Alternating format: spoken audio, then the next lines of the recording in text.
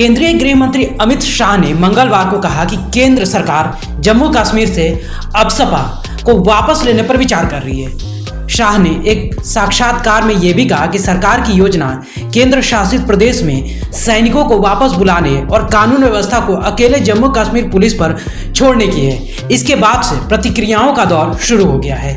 अब इस मामले पर बयान दिया है पीडीपी प्रमुख महबूबा मुफ्ती ने। उन्होंने इस बयान को साफ साफ जुमला करार दिया। महबूबा ने कहा कि जहां तक अफसपा का सवाल है या फिर नागरिकों को बाहर निकालने की बात है, ये मांगे जम्मू कश्मीर के लोगों की शुरुआत से रही है और पीडीपी ने हमेशा इसकी वकालत की है। भाजपा के साथ गठबंधन के बाद हमारी प्राथमिकता रही थी कि जम्मू कश्मीर के हालात ठीक होने के बाद अफसपा को खत्म करना चाहिए और सुरक्षा बलों को नागरिक क्षेत्र से बाहर निकाला जाना चाहिए। अब गृह मंत्री की ओर से ये बातें कही जा रही है तो हम कहेंगे देर आए दुरुस्त आए, लेकिन ये बात उन्होंने चुनाव के समय की है तो ये होना तय है या फिर ये केवल जुमला ही है। देखिए, जहां तक एसफा का रिवोकेशन है या सिविलियन एरिया से सिक्योरिटी फोर्सेस बाहर निकालने की बात है, बैरक्स में आर्मी को भेजने की बात है, ये जम्मू कश्मीर के लोगों की बहुत ही इम्पोर्टेंट डिमांड रही है और कई सालों से रही है और पीडीपी इसकी हर वक्त वकालत करती रही है। और यही वजह है कि जब हमने बीजेपी के साथ अलायंस किया तो उस अलायंस एजेंडा ऑफ अलायंस का ये बहुत बड़ा हिस्सा था कि जो ही जम्मू कश्मीर में हालात बेहतर हो जाते हैं, एसफा को भी खत्म किया जाना चाहिए और सिक्योरिटी फोर्सेस को भी सिविलियन एरियाज से बाहर निकालना चाहिए।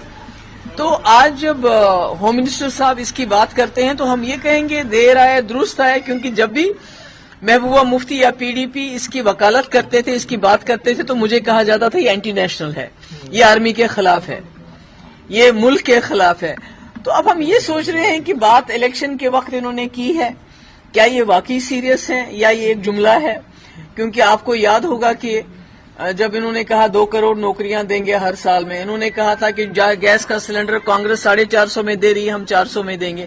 इन्होंने कहा था 15 लाख रुपए हम हर गरीब के अकाउंट में जमा कराएंगे। ऐसा तो कुछ भी नहीं हुआ।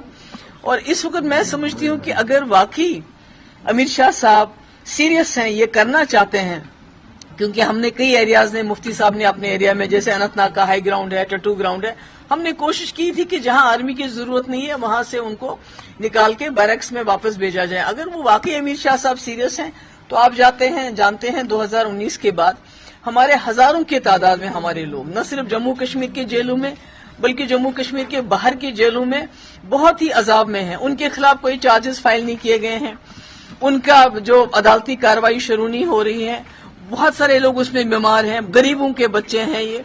तो अगर वो चाहते हैं कि जम्मू कश्मीर के लोगों को जो उन्होंने जख्म दिए कुछ उसमें मरहम हो जाए, तो सबसे पहले कितने जर्नलिस्ट हमारे बंद हैं, तो कम से कम पहले उनको रिलीज कर दें, जिनके खिलाफ कोई चार्जेस नहीं है, जिनकी कार्रवाई नहीं हुई, जिनका कोई इल्जाम उनके खिलाफ साबित नहीं हो। तो हम सोचे ये सच बोल रहे हैं, अदरवाइज तो ये जुमला लगता है। गौरतलब है कि गृह मंत्री ने कहा था कि हमारी योजना सैनिकों को वापस बुलाने और कानून व्यवस्था को जम्मू कश्मीर पुलिस के हवाले करने की है।